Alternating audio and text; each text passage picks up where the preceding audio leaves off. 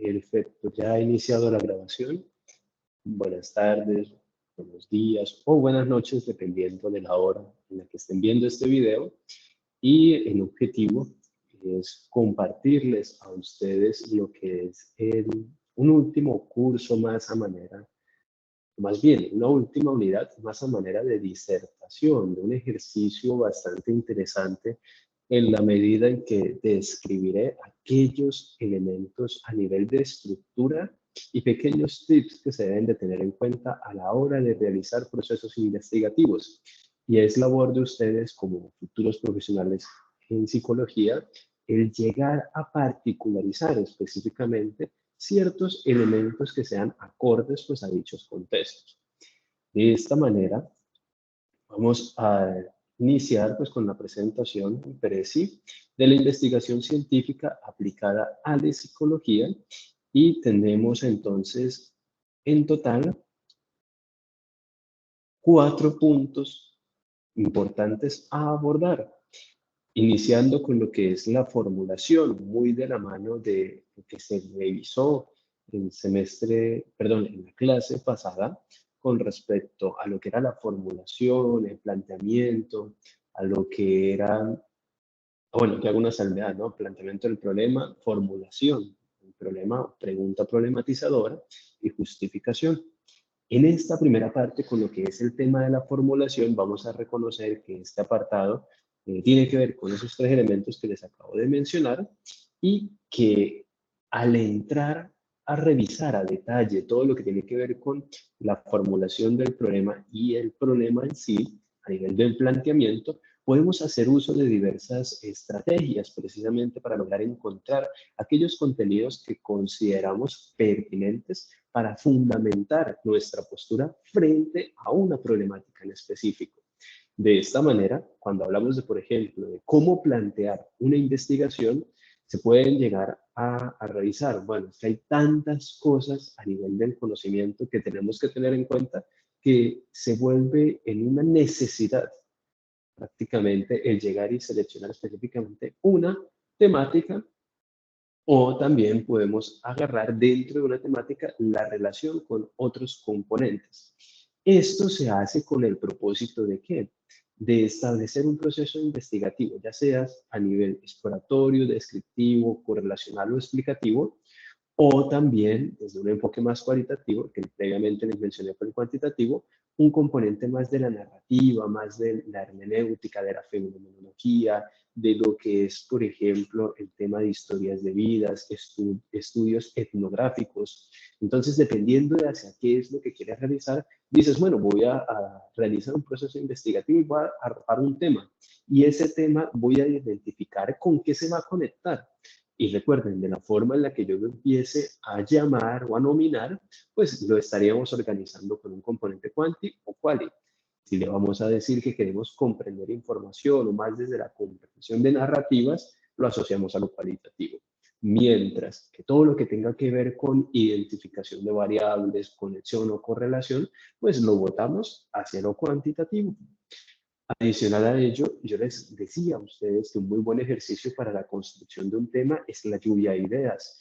Pueden llegar y sentarse con su compañero, con su amigo, con personas del grupo de clases y decir, bueno, hay una situación que me llama la atención, hay un problema, y empiezan a manera de charla a decir, bueno, ¿y ese problema cómo está compuesto? O empiezan a dar ideas respecto a esa situación, y en la medida en que se empieza a hablar sobre ello, ustedes pueden llegar a aportar poco a poco elementos importantes que pueden ir anexados a una lluvia de ideas. Una muy buena estrategia a nivel físico lo podemos utilizar con un vídeo si no tenemos un tablero y un marcador borrable. Y simplemente empezamos a hablar sobre eso, sobre un tema puntual y cómo se empieza a desglosar en otras ideas.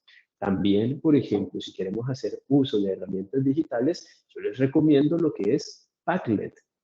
¿Para qué? Para que pues allí puedan realizar pues el registro de esa información respecto a una temática puntual. También pueden utilizar lo que es Notion como una muy buena alternativa. Adicional a ello, ¿qué es importante que todo problema o situación problema debe de condensar? fuentes primarias y fuentes secundarias. Entonces, ¿qué es una fuente de información primaria? Básicamente, te vas como investigador y recolectas la información de primera mano. Entonces, por ejemplo, yo puedo llegar a interactuar con una población en específico y ahí es una fuente de información primaria. Adicional a ello, también puedo llegar y realizar revisiones de qué? De investigaciones que sean netamente empíricas o que tengan una rigurosidad a nivel de diseño experimental. De esa manera también puedo recopilar información muy de la mano de lo que está pasando. Ya por otra parte, información secundaria podría ser el tema de qué es lo que dicen otras personas respecto a una temática en específico. Y es en la medida en que nosotros llegamos a buscar en otras fuentes de información bajo contextos similares al que yo quiero realizar, el que podemos llegar y decir, ah, mira, es que existen estas posibles causas y estas posibles consecuencias porque lo estoy identificando en otras fuentes de información o en otros estudios.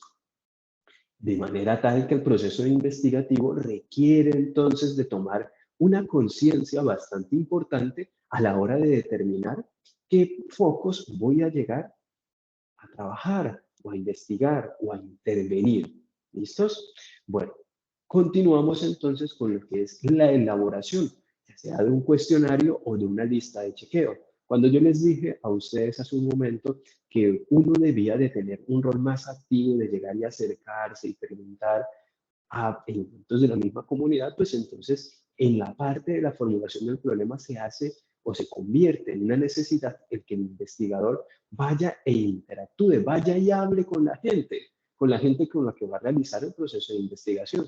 ¿Por qué? Porque en la medida en que nosotros llegamos y vamos a preguntar, establecemos algún cuestionario, ya sea muy breve o alguna lista de chequeo, pues nos va a favorecer el llegar y hacernos un margen en el cual podemos llegar a trabajar bajo esa misma temática, determinando entonces todas las causas que posiblemente podríamos identificar y las posibles consecuencias que las personas están indicando de primera mano, de esa experiencia propia de ellos. Aquí, esta información, ya sea tanto como cuestionario o lista de chequeo, no requiere necesariamente que sea particularizado para un diseño metodológico, porque en este caso solamente vamos a detectar qué es lo que está fundamentando el problema a investigar.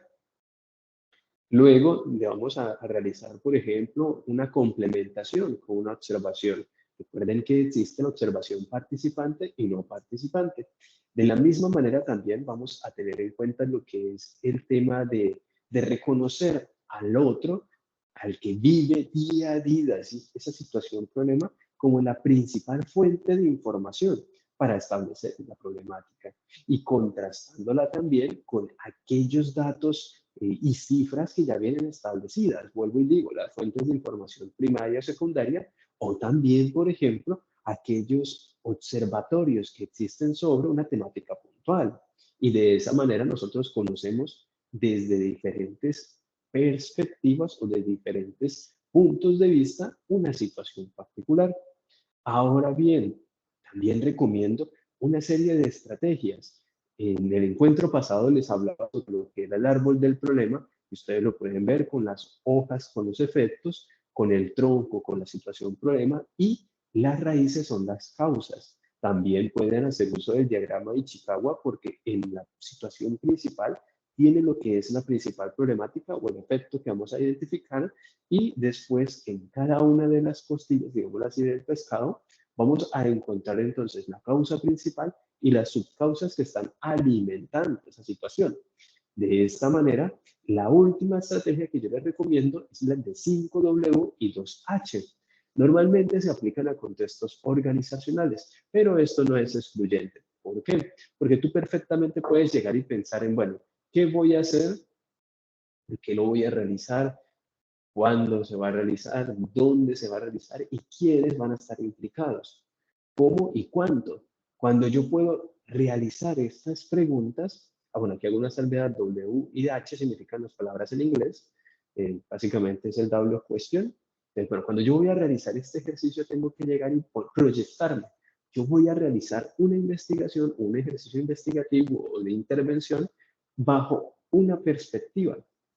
Y esa perspectiva tiene que resolver una problemática. Porque ya cuando estructuro toda esa situación, problema, digo, bueno, a fin de cuentas, ¿qué es lo que yo quiero conocer? Y de esa manera, pues, redacto precisamente la formulación del problema. Puedo hacerlo como tipo, ¿qué voy a hacer? ¿Cómo lo voy a hacer? ¿Qué elementos debo tener en cuenta? ¿Cómo voy a mejorar la situación de esas personas? O cómo el conocer esa situación va a traerles unos beneficios en tal contexto. Entonces, de esa manera yo puedo jugar con muchísimas opciones precisamente para decir qué es lo que yo quiero responder al ejecutar la investigación. Y en este caso, para la psicología, se vuelve en una situación bastante importante el llegar a reconocer específicamente aquellos elementos que voy a hacer uso en un proceso de intervención o un proceso diagnóstico. Porque nosotros, cuando trabajamos, ya sea de manera individualizada, consultantes, o trabajamos con grupos poblacionales, vamos a realizar un diagnóstico, vamos a diseñar un plan de intervención y posteriormente pues lo vamos a evaluar. Y no hay mejor forma de llegar a sistematizar todo ese proceso investigativo a partir de decir, bueno, de toda la parte investigativa aplicada hacia qué quiero apuntar, qué es lo que quiero lograr. Luego estaríamos saltando a lo que es la justificación. Y aquí también les pongo algunos elementos.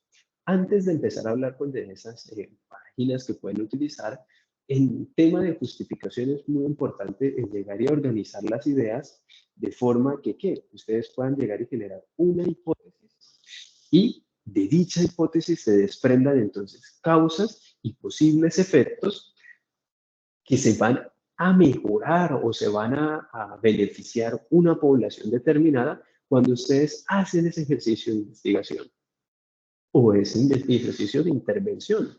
Por consiguiente, es relevante que ustedes tengan muy en claro cómo son las causas y los efectos de la problemática, porque en la medida en la que ustedes lo conocen muy bien, dicen, bueno, de qué manera el que yo haga esto, que es responder básicamente a la formulación, es decir, a la pregunta problema, va a beneficiar en esto a estas personas. De hecho, por eso es que en la investigación siempre se coloca el problema, luego se coloca la pregunta problema y luego la justificación. Esa es la primera parte de toda investigación, porque su finalidad es que el investigador sea consciente de que existe una situación a trabajar, a intervenir y que a su vez existe entonces una forma de beneficiar pues, a esa situación o a esas personas que están viéndose afectadas por esa situación, problema.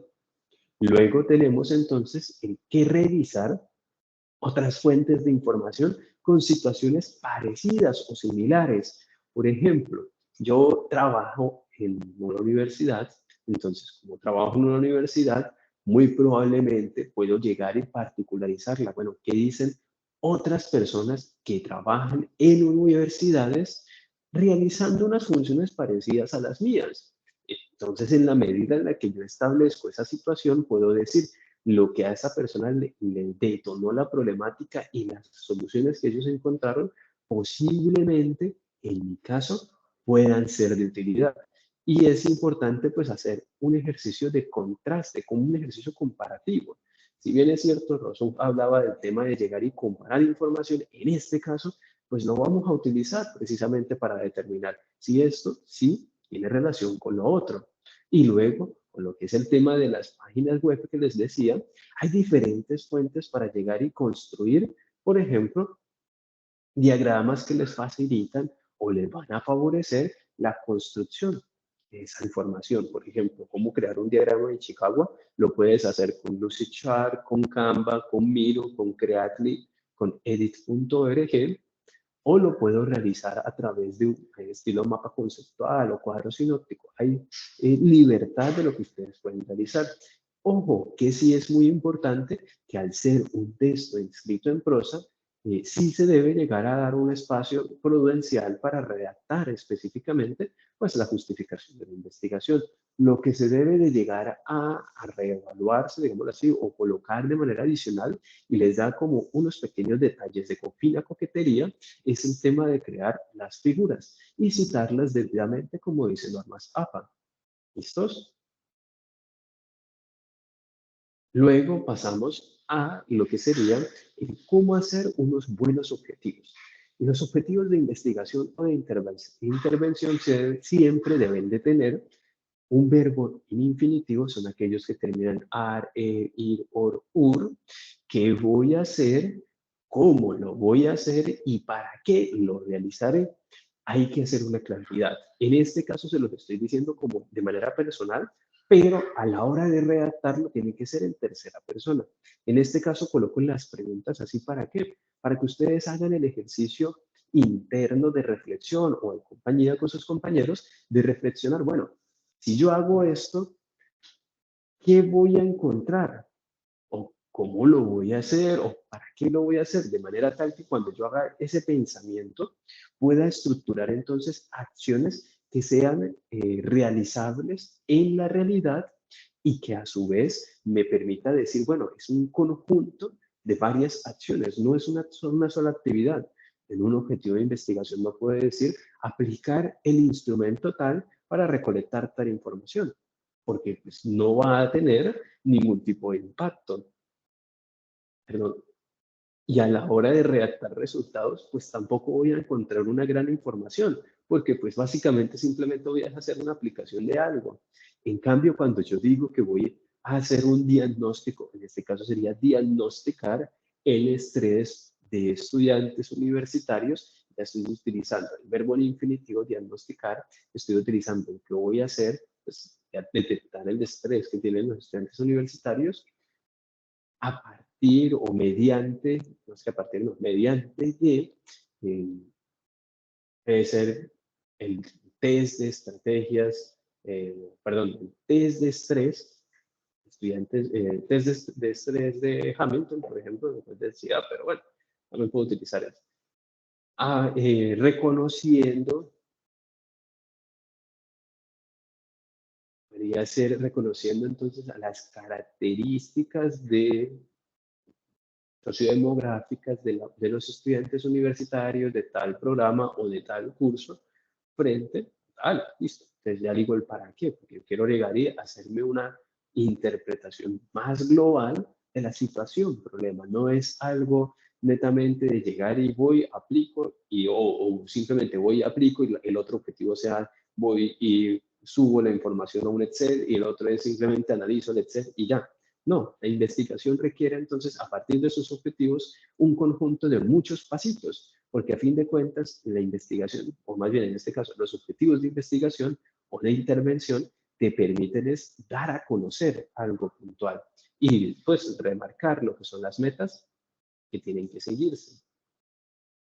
¿Cuál es su relevancia? Pues es básicamente la línea guía que le permite al investigador establecer acciones que se van a desarrollar durante la investigación. Es decir, yo digo, este es el objetivo general, es la meta superior, pero también tengo que redactar 3 objetivos específicos, que son entonces una serie de pequeños pasos que me permiten llegar a ese objetivo general. Es el punto en el cual se debe alcanzar. ¿Por qué? Porque al alcanzarlo es una meta que yo como investigador me propongo para decir efectivamente la investigación se ejecutó. Esto es diferente a decir, por ejemplo, que si yo voy a revisar una investigación cuantitativa y hablo sobre una hipótesis y si voy a comprobar que la hipótesis se cumple o no se cumple, pues eso no es pues un tema de alcanzar un logro, porque el logro lo estás alcanzando al adquirir toda esa información, analizarla, interpretarla para decir que la hipótesis sí se cumplió o no se cumplió. Lo que sí, en ese sentido, pues sí se ve un alcance, una meta.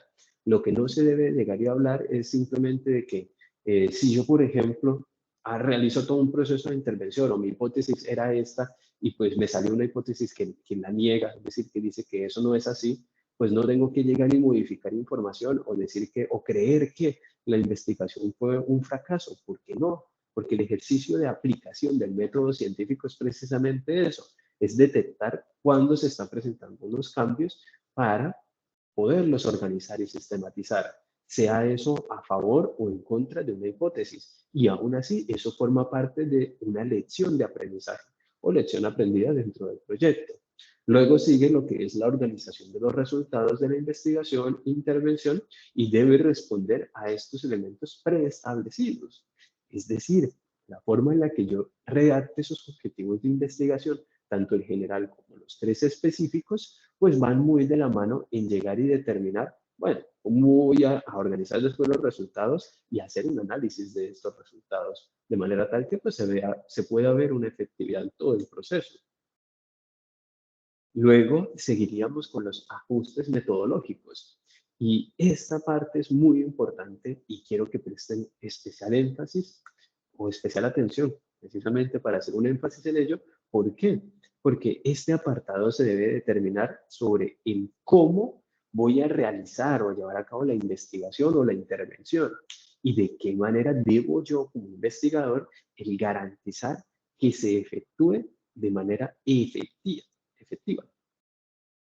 ¿Cómo lo puedo efectuar? ¿Cómo lo puedo verificar? Más bien, lo puedo verificar en la medida en que yo digo, bueno, voy a realizar una serie de pasos.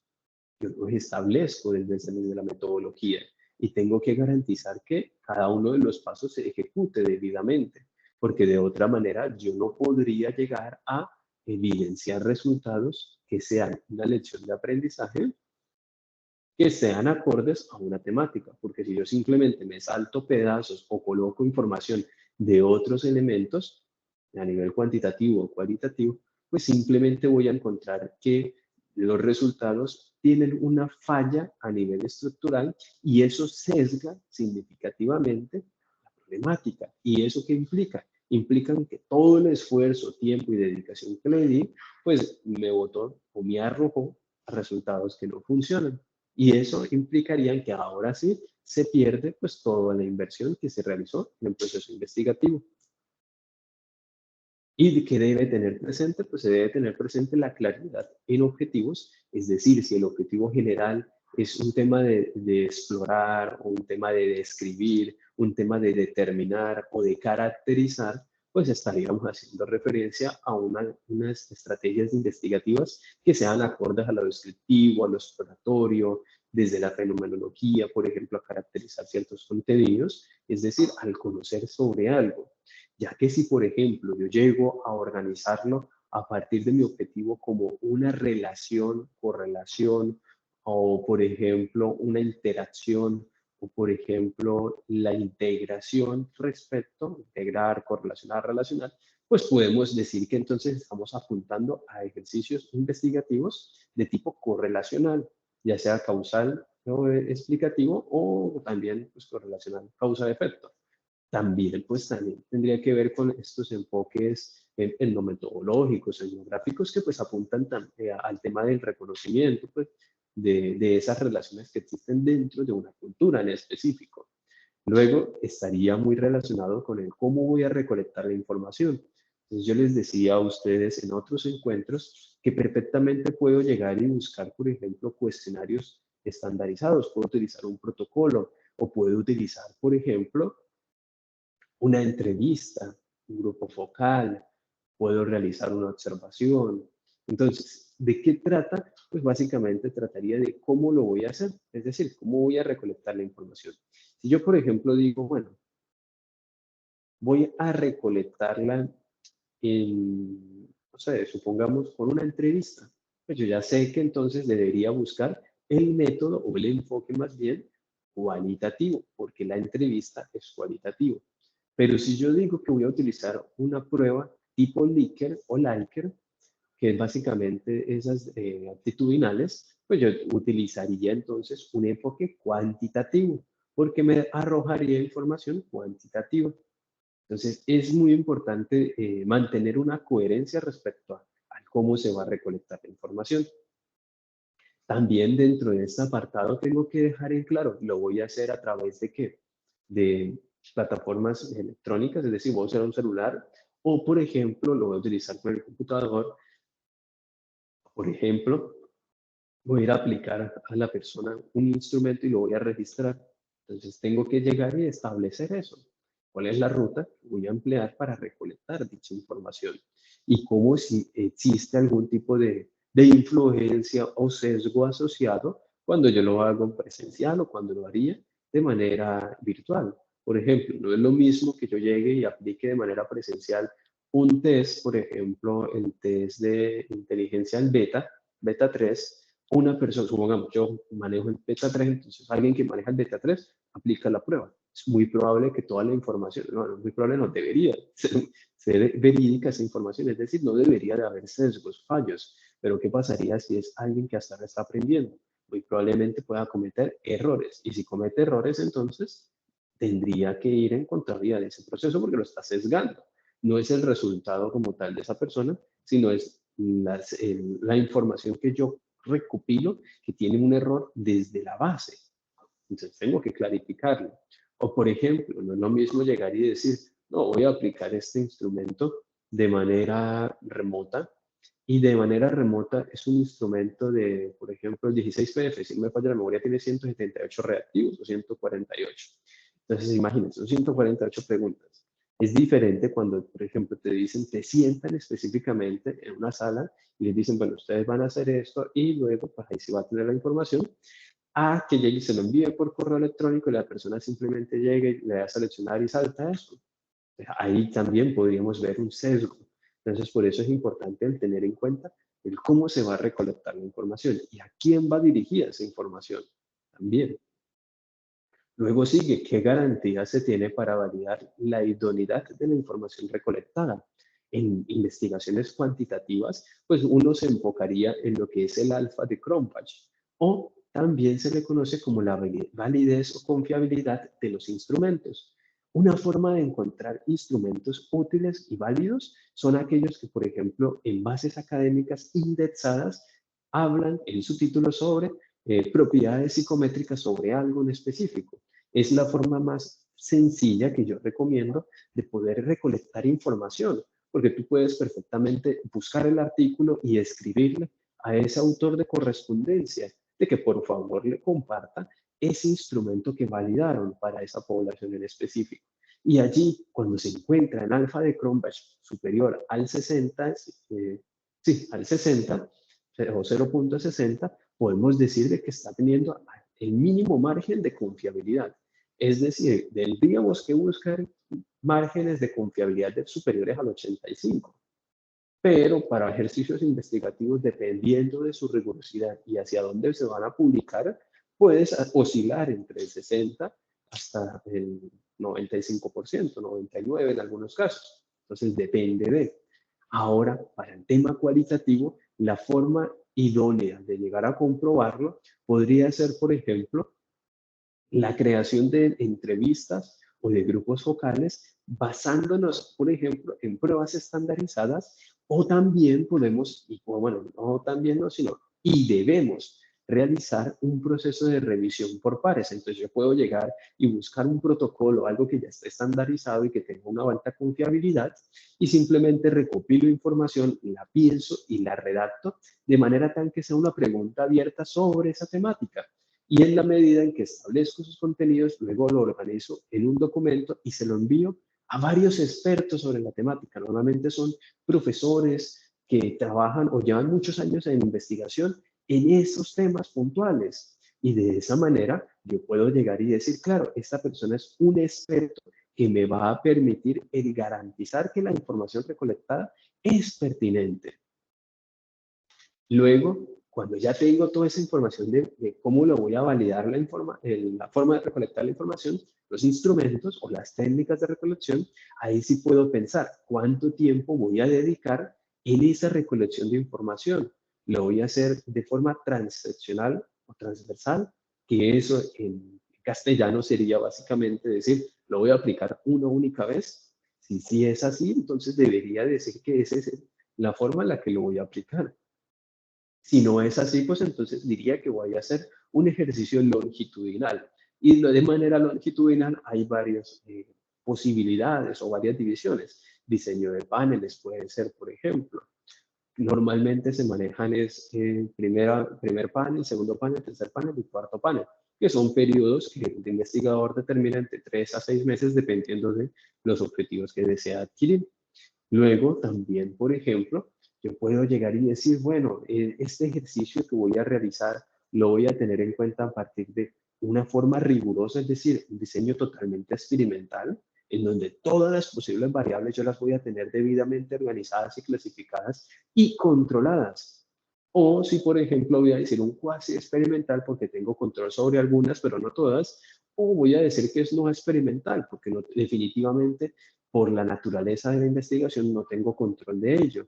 Por ejemplo, nosotros los psicólogos normalmente cuando hacemos trabajo de intervención o de campo y lo estamos sistematizando, no vamos a optar por diseños no experimentales porque el diseño experimental sería o representaría una camisa de 11 varas en la medida en que básicamente yo no puedo movilizarme dentro de ciertas acciones.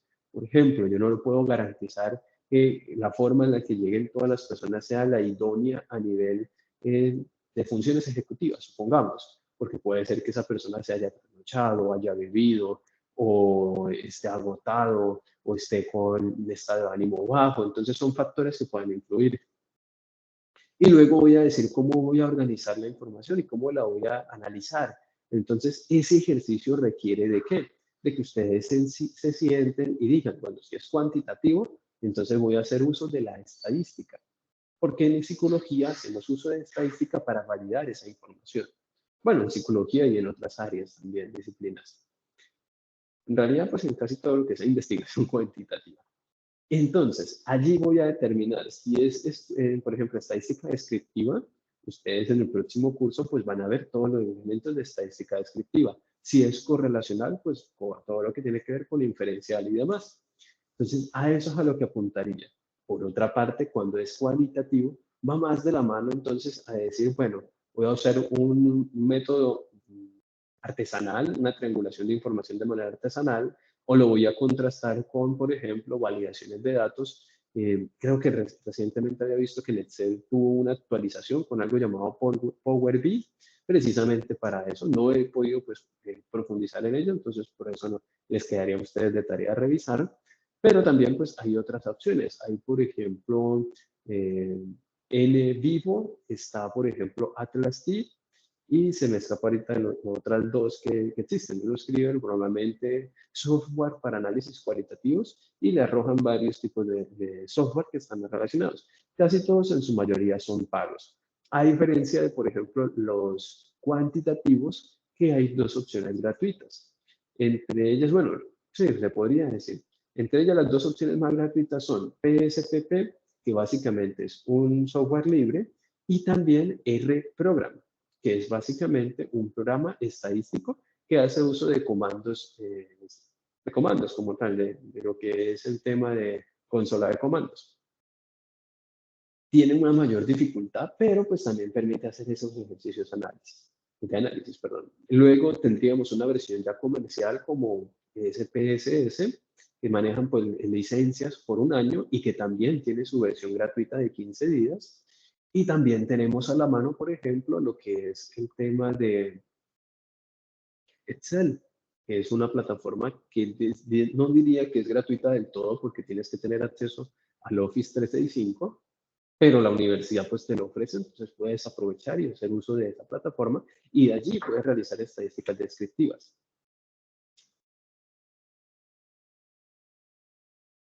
Luego, ¿qué tenemos? Tenemos a la mano lo que son los resultados, discusión y conclusiones. En resultados se debe pues, tener en cuenta de que es la organización de esos principales hallazgos que se obtienen por parte del autor, de si ustedes son totalmente autónomos, porque es su información libre, inédita y original la que se va a encargar de escribir o de explicar, digámoslo así, dentro de esa sección de resultados. Por consiguiente, pues no va a ser necesario el estar colocando citas. Aquí dejo una salvedad muy importante. En lo que es investigaciones de corte cualitativo, específicamente en lo que es el tema de investigaciones de tipo hermenéutica o revisiones sistematizadas, es decir, agarrar muchos artículos o libros, leerlos y decir qué pienso sobre eso, pero lo digo de manera objetiva a partir de unos parámetros y demás, pues entonces tengo que llegar y organizar allí específicamente esos temarios, ¿no? Esos contenidos. Ahí sí ya puedo llegar y citar, porque pues estoy sacando resultados sobre esas investigaciones. diferente a cuando yo hago investigación aplicada. Luego, para la discusión, se debe realizar un debate entre los diferentes hallazgos que se adquieren durante la investigación, y este debate lo hago es contra quiénes, contra investigaciones que sean similares. ¿Similares de qué manera? Por ejemplo, yo les decía, trabajo en una universidad, entonces voy a buscar investigaciones que hablen sobre universidades. O yo trabajo para una empresa en el sector minero, pues voy a buscar investigaciones que aborden esa misma temática en sectores mineros. De esa forma puedo contrastar lo que dijeron esas personas, es lo que yo estoy encontrando en este contexto, o se están presentando cambios. Y si es así, ¿por qué se están presentando esos cambios? ¿Qué elementos diferencian la población con la que yo que trabajé con la que estoy viendo en esas antecedentes, en esas búsquedas? Por eso es que el tema de la discusión es muy importante y requiere de que sean bastante críticos a la hora de establecer pues, parámetros específicos sobre el tema de lo que quieran tratar o no abordar. Luego tendríamos las conclusiones y que apuntan pues, a describir esas principales premisas que logran alcanzar después de realizar todo el proceso investigativo, después de llegar y discutirlo, reafirmarlo. Es decir, llegan y entran en un consenso sobre una temática puntual.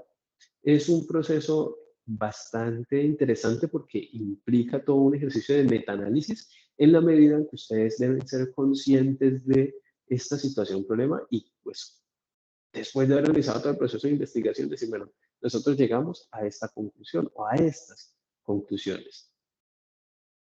Y de esta manera, pues es toda la estructura de la investigación científica.